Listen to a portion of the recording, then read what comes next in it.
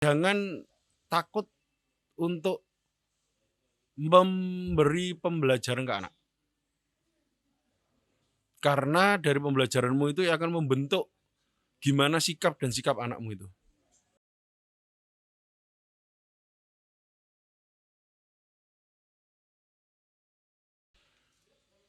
Assalamualaikum warahmatullahi wabarakatuh. Mbak Sobo, waalaikumsalam. Iya apa kuno ngundang-undang lo sampai VN lo WA lo rek. Loh aku wingi lak janjian to. Heeh. Taping dina apa? Lah iya akad Minggu dalu. ahad dalu ya. Terus kemarin no Mbak Sobo iku, Bang. Loh iya. Opanya lo sih. Saya Bang Najib dan Zaza. kita ngomongin galau-galauan ya. Apa? Ya kan di rumah tangga kan banyak kegalauan tuh. Enggak Galau ketika ada konflik rumah tangga. galau sampai konflik beda loh. Loh kan efeknya kan galau. Galau kan overthinking. Overthinking. Apa galau wis? Galau itu sumpek wis, nek aku ngarani. Kenapa? Di ibadah terus anak sumpek bareng. No pertanyaan ditakon nomor Setalan nyumet. nyumet rokok ditawa mbak enak. Kan ini di dalam rumah tangga itu kan banyak namanya juga belajar ya. Rumah tangga kan nggak mungkin langsung perfect gitu kan. Ya. Basically si laki-laki dan si perempuan beda pendidikan. Oke. Beda karakter. Oke. Beda pengasuhan. Heeh. Maka muncullah tahapan-tahapan belajar yang setiap hari akan berkembang. Nah, ketika perbedaan ini terjadi, ketika suatu saat si istri dengan polanya, si suami dengan polanya, misalnya ada konflik nih, akhirnya kan muncul titik di mana dia menjadi galau. Oke. Nah, iku kira-kira tak tembak nomane. Iya. Kira-kira kalau menurut sampean penyelesaian paling mendasar bagaimana? Yo, mbok galau iki sumpek iki maknane bersedia atau apa? Sumpek itu maknanya confused di sini. Bingung. Ya sedih. Loh. Ya campur sih. Loh, ya. Karena harus dipilah-pilah. Jadi pemilahan rasa itu penting banget dalam rumah tangga. Sehingga kita udah bisa memilah rasa, kita akan tahu apa yang harus kita lakukan. Dan kita tahu sebenarnya iki rasa sing pantes muncul atau enggak. Lah ketika kita menganggap rasa ini pantes muncul berarti hal iki normal. Ya. Tapi lah nek rasanya sing muncul gak pantes, berarti ada yang salah. Contoh. Mas, iki apa sih? Sampeyan ndekek anduk teles nanggone centelane gak iso. Ya, sering terjadi toh. Ya. Tiba-tiba si cowok marah banget. Hontok-hontok.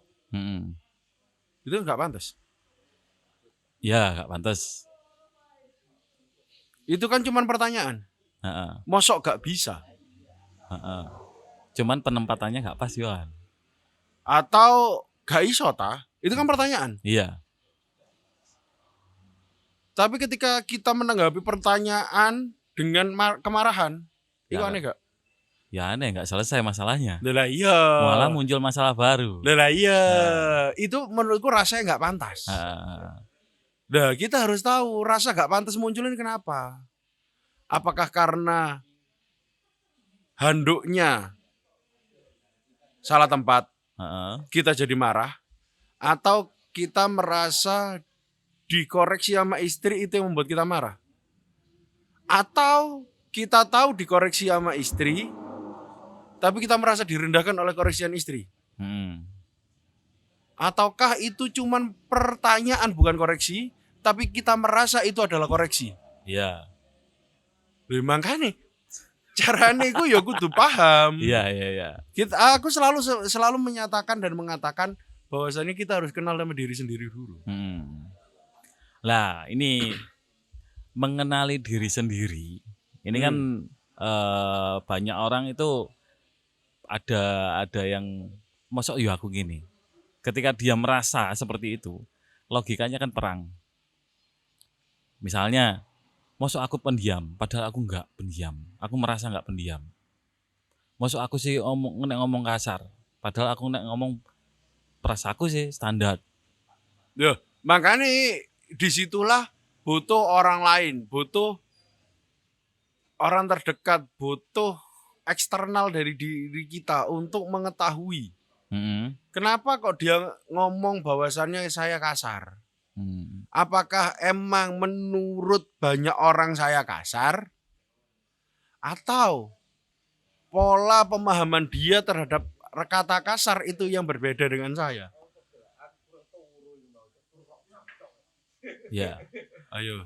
Cara gini, nek aku setuju sih butuh orang lain untuk mengkoreksi diri sendiri ya. Untuk lebih mengenali diri sendiri. Karena nilai-nilai yang kita yang kita pikirkan atau yang ada di yang ada di pikiran kita atau menurut kita pribadi kadang bertentangan dengan orang lain. Contoh, saya sendiri sering bicara sama orang, kamu ngomong terlalu kasar dek kuno. Saya. Padahal maksud saya itu jokes. Tapi banyak orang menilai itu, omongan kau kasar, sarkas, aku. Ketika digitukan, kadang gak terima. Ketika saya gak terima, ini kan ekspresi lain muncul, pembelaan diri biasanya. Nah ini ketika dikoreksi sama orang, biar kita bisa menerima itu ya apa? Bisa menerima, itu soalnya akan jadi dua hal yang saling berketerbalikan. Kontradiktif banget. Ketika kita terlalu ngereken omongannya wong, kita nggak akan jadi sendiri-sendiri. Ketika kita terlalu mendahulukan diri sendiri, jari gak ngereken wong. Jari ini egois, self-centris. Itu akhirnya lebih ke arah kita harus tahu nilai umum dulu untuk menentukan kita ada di mana. Misal, anjane wong dasare sensitif. Terus kita guyon biasa, wong liya gak tersinggung, dek tersinggung terus dek ngoreksi. Ya berarti sing goblok lah sing ngoreksi. Iya, karena nilai umum udah sepakat seperti itu ya. Iya. Bahkan aku lebih sering nentang nilai umum. Ya boy.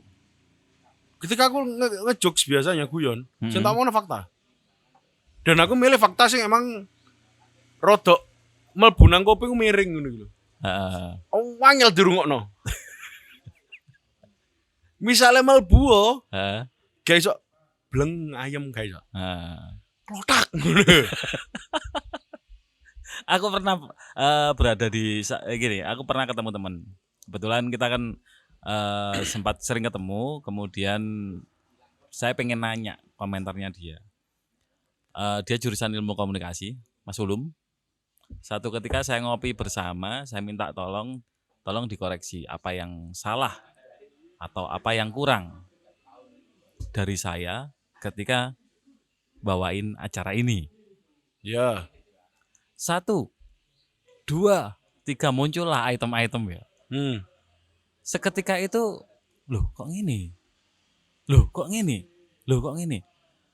ada koreksi di sini.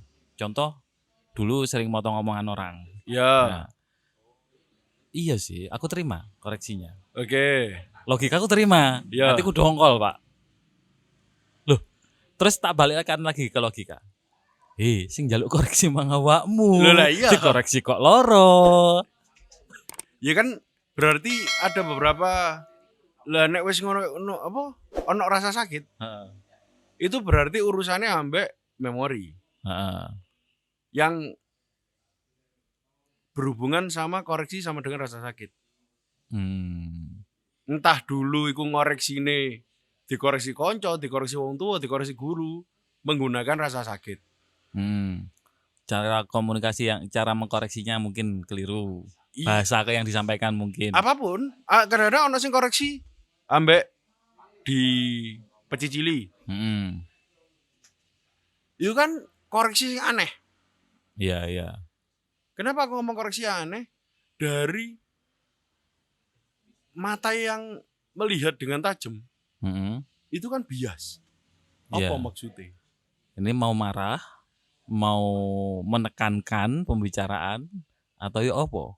Nah, makanya kalau untuk anak, itu mending kasih koreksi dengan bahasa yang tepat plus analogi atau kemungkinan-kemungkinan yang ditakutkan oleh orang tua. Ben anak itu ya paham. Contoh, beruak mecahno gelas. Makanya tau aja dulin anak. Kan akhirnya anak itu malas untuk bermain. Karena yang dititik beratkan adalah permainanmu memecahkan gelas. Padahal orang tua pasti maksudnya mainan yang tidak berbahaya. Ya. Karena ketika gelas itu pecah kena kakimu, kamu terluka, kamu sakit. Ketika kamu sakit, aku sebagai orang tuamu juga merasakan sakit. Bahasanya kan Indonesia sih. Ya, aslinya gitu. Iya, tapi kan diinstankan. Iya, langsung poe. Nah, kalau urusan mendidik anak nggak mungkin bisa instan. Kita harus membiasakan dia dengan bahasa yang detail. Nah, kebanyakan nih ya, termasuk mungkin beberapa orang tua dan seringkali terjadi di lingkungan terdekat kita, mengkoreksi dengan bahasa yang instan itu tadi. Kenapa? Nah, apakah karena ya recall memory juga kan ya? Iya. Makanya semakin benci seseorang dengan satu sikap, semakin tersakiti seseorang dengan satu sikap, mostly dia akan mengcopy itu. Karena terjadi pertarungan kah bisa dikatakan di dalam diri yang menyatakan ini sakit tapi efektif. Ya, memberikan efek jera. Iya. Nah, ini mau mengkoreksi atau mau menghukum? Lah iya kan saiki koreksi sama hukuman seringkali jadi satu. Rasa sayang ambek hukumannya dadi siji. Makanya kan kudu jelas. Apa hubungannya rasa sayang dan hukuman? Misal, habis menghukum anak. Jangan pernah menghukum anak dengan emosi. Apapun itu bentuknya. Entah fisik atau perkataan. Kalau misalnya dengan fisik, kamu mau misalnya nyetot, jewer, gepuk, dan di Quran pun jelas gepuk tapi nggak menyakiti. Yeah. Tapi kan itu berarti gepukan koreksi. Lah setelah ngasih pukulan itu jangan pernah diem, kasih penjelasan. Arek lo sik cilik gorong paham. Itu kan sudut pandangmu. Kamu dulu ketika kecil kayak gimana? Ketika dianggap gak paham apa-apa. Itu sebabnya buat saya banyak anak yang akhirnya pingin cepat dewasa. Karena setiap hal mereka halah mau jejili. Kurang ngerti apa-apa. Iya. Dia memaksa untuk segera dewasa karena dia nggak bisa menikmati masa kecilnya. Buat mereka masa kecil adalah penjara. Masa kecil adalah kungkungan di mana aku nggak boleh tahu apa-apa karena aku kecil. Itu sebabnya banyak hal yang dilakukan orang dewasa akhirnya dicuri oleh si anak-anak. Contoh, ngerokok. Ya, nonton porno. Ya karena kungkungan itu tadi. Jadi ketika dikungkung, dia untuk mengejar kedewasaannya, melakukan hal-hal yang seharusnya dilakukan sama orang dewasa gitu ya. Iya. Tapi untuk anak-anak sih gak dikungkung, sih dikasih penjelasan. Hasilnya amazing kok. Dia tahu apa yang dia lakukan. Dia sadar akan konsekuensi apa yang dia lakukan. Makanya jangan takut untuk memberi pembelajaran ke anak. Karena dari pembelajaranmu itu akan membentuk gimana sikap dan sikap anakmu itu. Dan jangan pernah memberi paradoks. For example, Bohong. hmm. Gak parang bujuk. Tapi di sisi lain dia melihat orang tuanya berbohong. Ketika kamu udah ketahuan anakmu berbohong, stop untuk membenarkan kebohonganmu. Kasih penjelasan. Abah, ayah, bapak, ini lagi berbohong. Yang bapak lakukan ini salah. Tapi kenapa dilakukan? Kenapa hal ini dilakukan? Karena kebohongan ini akan lebih aman daripada harus melakukan hal kejujuran, misal. Kalau kita ngomong hal yang besar ya. Iya. Sing akhirnya metu jargon kebohongan untuk kebaikan. Itu kan sebenarnya kita mengambil pilihan buruk dari yang terburuk. Ya, resiko dari kejujuran iku lebih besar. Lebih besar. Contoh, misalnya akan merugikan banyak orang. Atau nek merugikan diri sendiri sih oke lah. Tetap gak oke sih. Gak oke ya? Gak oke. Jangan pernah ada dirugikan di dalam satu hubungan apapun itu. Ketika ada harus diminimalisir. Seringan mungkin. Entah siapapun yang bisa menanggung itu ya. Jadi misalnya ono apa ya? Ledakan. Iki mau nggak mau tetap kudu meledak. Ya wis, harus dilokalisir akhirnya. Ini tetap harus meledak, tapi dengan risiko terkecil. Iya. Sampean sik lali kate bahas apa dino iki? Iya kemana? Dilanjut. Lali gak? Enggak. Apa sih? Sampean janjian dino iki apa sih? Apa wingi lali aku?